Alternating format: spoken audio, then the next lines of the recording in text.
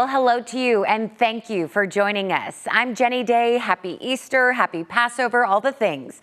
Here at News 8, we are working for you, listening to your concerns, investigating your questions, and finding solutions that matter in our community. We do begin with our veterans. Many have to deal with the complicated system of filing disability claims. Well, now there is a new threat preying on that frustration. News 8's Abby Black is working for you and shows us what the state is doing to crack down on so-called claim sharks. Served our country. Now some are getting scammed by opportunists trying to collect the benefits military veterans earned.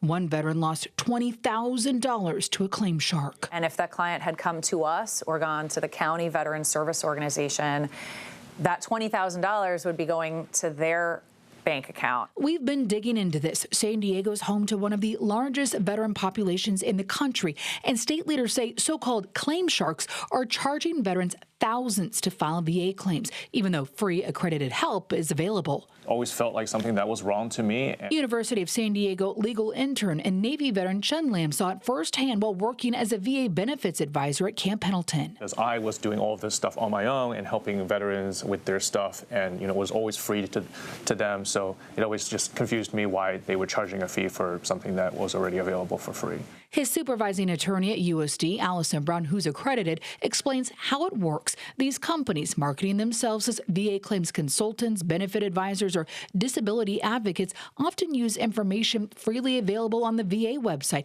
then charge veterans a fee or a cut of their back pay. So sometimes veterans do become very frustrated with the process, and frequently claim sharks are advertising that this is going to be quick. I spoke with State Senator Bob Archuleta. He's an Army veteran who sponsored Senate Bill 694, known as the Veteran Benefits Protection Act. Some of these shysters, we call them, sharks we call them, because they were charging these veterans anywhere from $2,000 to $30,000 to handle their claim. The new law requires federal accreditation for private claims assistance, bans unauthorized fees, and blocks unapproved access to VA accounts. Operators who break this law can be fined and sued by the state. These veterans have sacrificed so much for us and for our country, so it's really fulfilling to be able to make sure that they're getting the benefits they deserve. The law takes effect January 2027. I reached out to the Department of Veterans Affairs. They're working on a response. If you need help filing a VA claim, there are free accredited options. You can come here to the University of San Diego's Veterans Legal Clinic. You can visit calvet.ca.gov, or you can visit and contact your county veteran service office. If you've been a victim, don't hesitate to report it to the Attorney General's office. We have all of this information at CBS8.com. Click on the help button. Working for you at USD, Abby Black, News 8. Always helpful, Abby, thanks. Well, if spiders make your skin crawl, you may want to brace yourself, because this warm weather that we're having has them out earlier than usual this year. News 8's Steve Price is also working for you and has a story that might change how you feel about those eight-legged creatures. One hand down. They look like aliens, make intimidating webs, and some of them are poisonous. I used to be terrified of spiders. Ashley Byrne with PETA totally understands why you might be scared of spiders, but now she's hoping to change your mind. They eat thousands of other insects a year. They can act as pollinators, and really, they are much more frightened of us than we are of them. This is a black widow's web right here. Thanks to our heat wave earlier this month, spiders are showing up sooner this year. So here's what you need to know. Orb weavers are extremely common, and their size and giant spiral wheel-shaped webs can definitely freak you out. But orb weavers are not a threat to human beings. They may look a little intimidating, but the truth is that they pose no risk to humans. We also have black widows. Males are incapable of biting humans. Females are, but they're easy to identify. Their jet black bodies are about the size of a dime and have distinctive red hourglass-shaped markings on the undersides of their abdomens. They can be serious, so if a person thinks they may have been bitten, they should seek medical attention. But that really only constitutes a handful of the spider species that you're going to encounter. They're all looking for love. That brings us to tarantulas, which I was deathly afraid of until I became friends with this guy a few years ago and learned their bites can hurt a little but aren't particularly dangerous.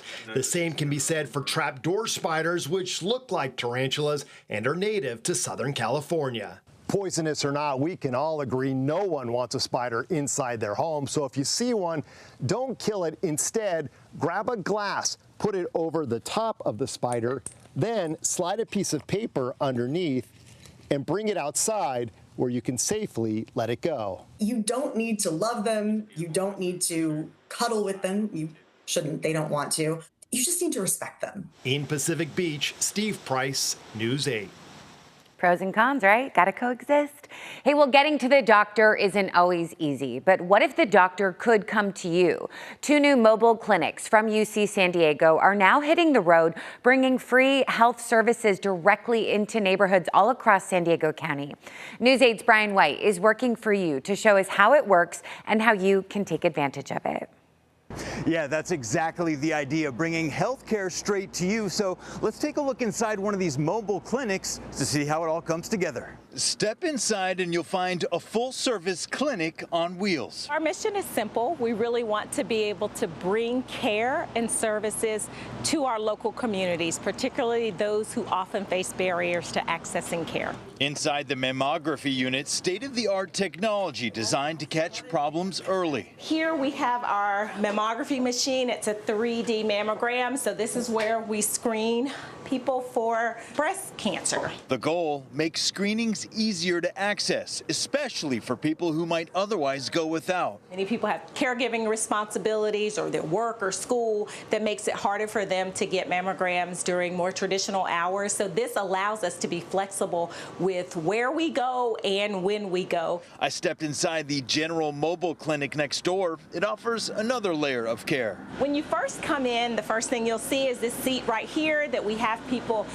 wait at. This is one of our exam rooms, and this chair, this seat folds completely back. From blood pressure checks to diabetes and heart screenings, services adapt to what each community needs. Empowering it all, our future doctors learning in real time. And I think the number one thing that we try and do is bring excellent care to them in whatever way we can. Since launching last year, these mobile clinics have already reached hundreds of people across San Diego County, and they're just getting started. I asked them, what can people do if they want to access these free services? The easiest way initially is probably just to reach out to us. These mobile clinics regularly partner with community organizations and health fairs across the county to bring services directly to you. For more information on where they'll be next and how to reach out to them, we've posted details on CBS8.com. Working for you, I'm Brian White, News 8. Yeah, take advantage. Still ahead, from trash to a neighborhood treasure, how a woman helped transform her community more than 40 years ago and what her family is now trying to accomplish. Plus, a disturbing discovery. We're speaking with experts about why people are finding dead leopard sharks right on our beaches.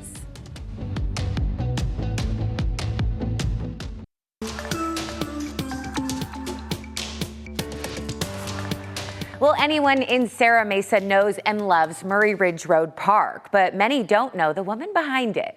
That's why one longtime resident is trying to bring awareness and get the park named after his mother, who helped bring the park to life. News 8's Steffi Roche spent an afternoon with that family and spoke with the woman behind it all. It all started back in 1984 when longtime Serra Mesa resident Peggy Lacey had an idea for the old landfill off Murray Ridge Road. She wanted to turn it into a park. Come take a walk through Murray Ridge Park on the peaceful path under the trees. Out of the corner of your eye, you might spot a mother and son pass by. Does the park still bring you a lot of joy when you come out here? Oh, yes. I love this place. That would be longtime Serra Mesa resident Peggy Lacey. Hard to miss in her go-to bug-eye-style sunglasses that she says she had before Jackie O. her community involvement, I think, is inspirational.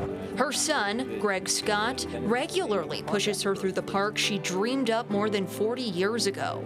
Back in 1984, Peggy spent months designing what would eventually become Murray Ridge Park. I took a petition around when the Padres were playing the, who were they playing? The Cubs. The Cubs. She gathered 300 signatures from neighbors and presented them to the city. By 1988, Murray Ridge Park was completed.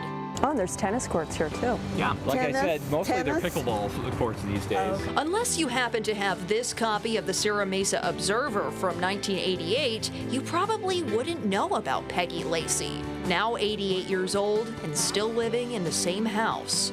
And that's why Greg is petitioning the Sierra Mesa Planning Group and the city to dedicate the park in Peggy Lacey's name. I think it's a testament to volunteerism, and I think it would be a nice gesture to show appreciation for her while she's still alive. Yeah, because it ain't gonna be long. Greg says some city leaders, including Councilman Raul Campillo's office, have shared interest in his project, but he says he still has a lot of work to do to make this happen. And Peggy, if this park was named after you, what would that mean to you? Oh, a lot, everything. It would make me feel worthwhile in a lot of ways. Until then, you'll see Greg pushing Peggy in the place she feels most at home. Meanwhile, I reached out to the city and the Sierra Mesa Planning Group. A chair for the group and a city spokesperson tell me they are supportive of some kind of recognition for her contributions, but they're still looking into options to make that happen. For now, reporting from Sierra Mesa, I'm Steffi Roche, News 8. We'll certainly keep you posted. Steffi, thanks. Well, along one of San Diego's most popular coastal trails, really a sad sight. More than a dozen leopard sharks found dead, scattered along the path after being removed from the water. The images are raising questions about how this could happen and a reminder about how we treat marine life along our shores. News 8's Brian White has this story. Yeah, what started out as a routine hike on this same trail turns into a disturbing discovery for one San Diego woman. I was hiking down with a couple of friends, and then as I got closer, I realized they were baby leopard sharks. Emily Dean says the deeper they went down the trail toward Black's Beach, the worse it got. We made it about halfway down, and we stumbled upon a rock where 3 of them were laid out to dry, and it had been freshly done because there was watermarks, like they had been just left there to dry out. Altogether, she documented more than a dozen sharks left behind, and she believes it was done intentionally. To think about them just sitting there suffering, drying out in the sun, probably people walking by too and not doing anything. Yeah, that's pretty devastating to think about. Marine experts say incidents like this have not only an emotional impact, but also real consequences for a fragile coastal ecosystem. It really is disturbing to see acts like that taking place on our coast.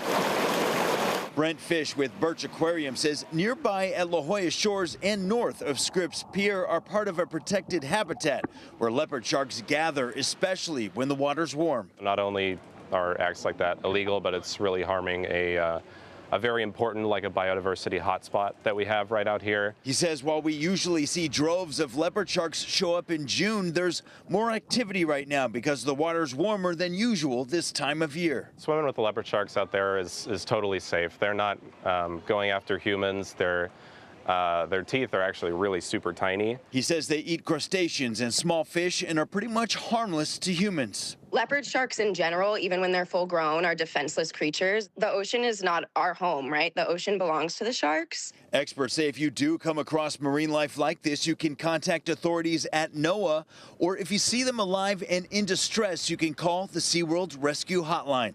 In La Jolla, Brian White, News 8. Brian, thank you. Well, a dangerous social media trend is raising concerns among doctors. The extreme measures people are pursuing for a perfect jawline.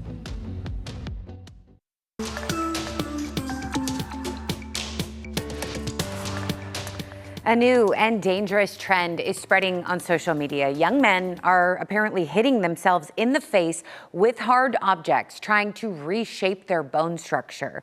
It's called bone smashing, and it's part of a broader looks maxing movement. News 8's Alex Lai is working for you and spoke to a doctor about the risks. Well, young men are using hard objects like hammers, striking their own faces in hopes of a more chiseled look. And if you're wondering if people actually do this, then a quick search on Instagram or TikTok shows how widespread this has become. This is day 7 of bone smashing. Using hammers, trophies, or just their hands, people are posting videos of themselves hitting their cheekbones, jawlines, and chins, all chasing a more defined look. For the past 7 days, I have been bone smashing, and now, as you can tell, there's a little bit of bruises here. Supporters claims it works based on Wolff's Law, the idea that bones can change shape under stress. But doctors say that's a big misunderstanding. This can be very dangerous. Oh, yeah. I don't think it's a smart thing to do at all. I spoke with board-certified oral and maxillofacial surgeon Dr. Young Jun. He says Wolff's Law is real and our bones can remodel over time, but not like this. Under certain stress, our bones do change and modify, but this is not stress, or this is not, doing the right thing. This is basically self-induced trauma. The short-term risks alone are severe. You could break your facial bones, nerve damages. You could have bite changes, and you'll definitely need plates and screws and to correct the fracture that you get. Long-term, Dr. Jun says bone smashing can cause concussions, vertigo, and even CTE, plus the possibility of permanent nerve and muscle damage. There's a sensory nerve right here, and there's motor nerves that run this way. So if you damage those, like I said, you could look like you have Bell's palsy for the rest of your life. So while some people on social media may say otherwise, this is how bone smashing got me this. Doctors are strongly warning against it. Self-induced trauma is not the right thing to do to have a better shape of your face. Dr. Jun says there's no real way to reshape your facial structure like this. Real changes typically involve surgery or fillers, and trying to do it yourself will likely just reshape your medical bills. Alex Lai, News 8. Yeah, so true. Alex, thanks. Coming up, it is getting more expensive to celebrate Easter. If it's not too late, we are working for you, sharing what you can do to avoid breaking your budget.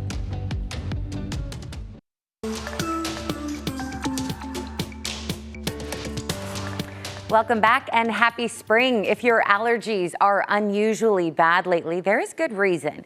The Asthma and Allergy Foundation of America says San Diego is the second worst city in the country for seasonal allergies. It's a dramatic jump from 97th place last year. San Diego ranked so high in part because tree pollen is peaking earlier and weed pollen is peaking higher, and both are having longer seasons. Experts say climate change is pushing allergy season even earlier. This past winter, we had quite a bit of rain, especially towards the earlier few days in January. And then right after that, we had sort of a spike in temperature. And that sets up a really perfect scenario to where you get much more pollen counts. Yeah, the foundation also looked at allergy medication sales and the number of board-certified allergists in each city. Once again, happy Easter to you, by the way. As you may have found, it is getting more expensive to build that basket. A Wallet Hub survey found 1 in 4 Americans don't think they can even afford the holiday this year. But if it's not too late, News 8's Abby Black is working for your wallet with a guide to being a bargain bunny. The National Retail Federation predicts that families will spend about $200 on Easter this year. That's a record high. I'm working for you. I hit the stores to build an Easter basket and Easter dinner. I do the math for you so you can do it on a budget. Let's start with 20 bucks. With a budget in mind, I check out the dollar store. Keep in mind, nothing is $1 anymore, but it's still a bargain. Easter store. There's a small Easter basket. Easter basket's $1.50. Chocolate bunny, Peeps, mini eggs, jelly beans. Ooh, I should get some jelly beans to fill the eggs. Although some prefer money instead of gifts. Still, I found bath bombs, stickers, markers, each $1.25. Princess bubble bath. Okay, so now that I have my candy and fillers, 15 items total, I'm ready to check out. All right, so I just walked out of Dollar Tree and I bought my daughter's Easter basket and I spent $20.53. That's after taxes, so not bad. Now let's head to a national drugstore chain to build the same basket. $2.49 for the same exact. I can see it's going to cost more. Plastic eggs higher, lip balm $5 more. Okay, so let me add up all these items at this other store. 15 items, $2.99, $5.29, $7.49. Oh my gosh, $64.86. We're talking about a similar Easter basket, very different price tag. At the Dollar Tree, it was $20, and at the Nether store, which is a little bit higher priced, nearly 3 times more. Now, we need to eat. I wanted to know what kind of Easter dinner I could make for a family of 4. At the discount grocer, ham, vegetables, salad, potatoes, rolls, dessert, that comes to $57.55. At a pricier grocer, the same meal runs $84.44. The ham drives the price up. My tip, opt for a half ham or a whole chicken to keep costs down. The bottom line to being a bargain bunny, shopping discounts and looking for deals is how you can really stretch your dollar this Easter. Working for you, Abby Black, News 8. Those memories are priceless though, right? All right, that is going to do it for us. Remember, if there's something you'd like us to look into, email us at workingforyou@cbs8.com.